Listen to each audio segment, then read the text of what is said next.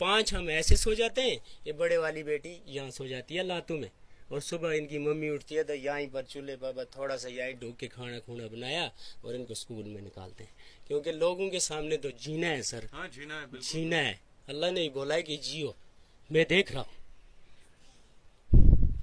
बाकी मैं कुछ नहीं बता सकता हूँ सर, क्योंकि मैं एक हीरो लड़का था। नहीं, मैं समझ सकता हूँ, आप हिम्मत मत हारिए, इंशाल्लाह। मैंने पढ़ा नहीं हूँ सर, मगर मैं पढ़ने लिखने वालों से आगे गया था। मैं अपनी जिंदगी में जो नौकरी वाला आएगा उससे बढ़ चढ़ के आता था, लेकिन इसी साल हिम्मत क्यों हारते हैं आप? आपको इन बेटियों के लिए अब सहारा बनना है, बेटियों के लिए। हार जाता हूँ ना सर, कि मैं सोचता हूँ मेरा कोई है नहीं। जब ये बेटियां जब मेरे को मांगती है ना, या फिर मिसेस भी कभी कभी मेरे को तोड़ चढ़ाएगी कि ये चीज लाओ, ये चीज लाओ, लेकिन मैं कहाँ से लाऊंगा? आप तो बेसहारा हैं, बिल्कुल। मैं कहाँ से लाऊंगा?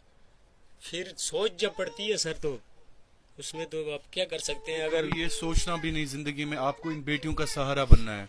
आपने मुझसे एक बात कही कि मैं कभी कभार खुदकशी का सोचता हूँ, ये कभी सोच बस सर, अल्लाह की कसम खा के कहता हूँ कि अगर मेरे को एक लड़का होता तो मैं आज आपको पूछने में कर देता ये, लेकिन मेरे को ये बेटियां, खुदकशी करना गुनाह है, खुदकशी करना गुनाह है। क्या सर, ये मेरे को बेटियां, बेटियों की खातिर मुझे अब जीना है, चाहे बैठ के रहूंगा चाहे जैसा रहूंगा, एक सहारा तो है ना इनको। लोगों को ये तो पता चलेगा कि इनको बाप जिंदा है, बाप मरा नहीं है।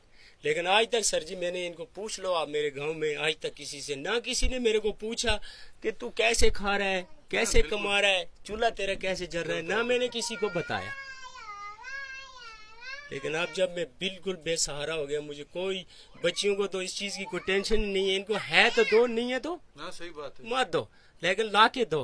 तब मैंने आप तक बात पहुंचाई सर जी के, अगर हो सकता है कुछ तो नहीं, जरूर हो जाएगा, मदद आपको जरूर हो जाएगा। इस वक्त आप बोल रहे हो खुदकशी क्यों सोच रहा है तुम महमूद रफी? इस वक्त ईद आ रही है सर, माह रमजान चला हुआ, आगे ईद आएगी, लोगों के बच्चे कपड़े पहनेंगे, मेरे क्या पहनेंगे? नहीं, कोई बात नहीं, ये भी है ना, सोचना है सर। कोई बात नहीं, आप हम आपके साथ हैं। मैं कहाँ से आ गया, मैं आपके लिए कहाँ से आ गया? तब मैंने आपको बोला सर कि आज दुनिया एक ऐसी है ना कि वो बोलती है कि दुनिया झूठ पे चल रही है, लेकिन दुनिया चल रही है झूठ पे। लेकिन मैंने आपको इसलिए बोला बेटा रोलो कि मत। सर आप घर पे आओ, अब घर पे आके सच्चा पैर है, दोनों पैर, 2 बैसाखियों पे चलता हूँ। और डॉक्टर कुणाल साहब ने और जसवीर साहब ने बोला है कि ये खुद जुड़ जाएंगे, कोई इलाज नहीं हो रहा है इनका सर, खुदा की कसम। अगर मैं एक टेबलेट तक भी मेरे को है और दवाई मेरे को कंटिन्यू लिखी हुई है, कुछ नहीं है, ना कोई इलाज हुआ है। वहां पर इलाज हुआ, 45 दिन प्लस्तर चढ़ गया। दची उड़ी के एक कमरे के शेड में 5 बेटियां और उनके बाप की हालत जार देखकर दिल बहुत दुखा। मोहम्मद रफीक अब कस्मा पुरसी की हालत में जिंदगी गुजारने पर मजबूर है। इस घर में उदासी और जमाने की बेस्वाती हमारे जहन पर नक्श होकर रह गई। मोहम्मद रफीक के दिल को दुखाने वाले अल्फाज हमारे लिए किसी कयामत से कम नहीं थे कि जब उन्होंने कहा कि अगर उनका एक बेटा होता तो उन्होंने खुदकशी कर ली होती। लेकिन 5 बेटियों का ये बाप सिर्फ अपनी कमसिन बेटियों को देखकर हर पल इस कैद खाने में गुजारने पर मजबूर है। हादसे ने तो मोहम्मद रफीक नामी इस मोहताज बाप को बेसहारा बनाया, लेकिन अब सवाल यह है कि हमारी जिंदा कौम क्या आज रमजान मुबारक के इस मुकद्दस मौके में इस बेसहारा बाप और उन मासूम बेटियों का सहारा बनेगी? माजूर और बेसहारा ये बाप इतना मजबूर है कि उसकी बेटियों को ना ही स्कूल की वर्दी है और ना ही पढ़ने लिखने के लिए कलम और किताबें, हत्ता कि इस घर में चूल्हा तक नहीं जलता, क्योंकि ना ही इनके पास गैस है और ना ही लकड़ी चूल्हा जलाने के लिए, चावल तो दूर की बात है। फैसल भट्ट के साथ शाहिद इमरान, कश्मीर क्राउन के लिए। आज वाकई में मेरी टीम का दिल भी टूट गया जब हमने इस घर की हालत देखी, इस खानदान की हालत देखी।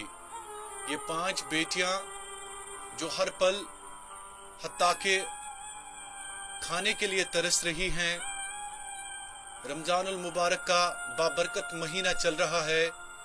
इस महीने का वसीला आज हम आपको दे रहे हैं कि आप जरूर मोहम्मद रफी की फैमिली की हेल्प कीजिएगा, क्योंकि कभी कभार ये लोग भी खुशी खुशी से अपनी जिंदगी गुजार रहे थे।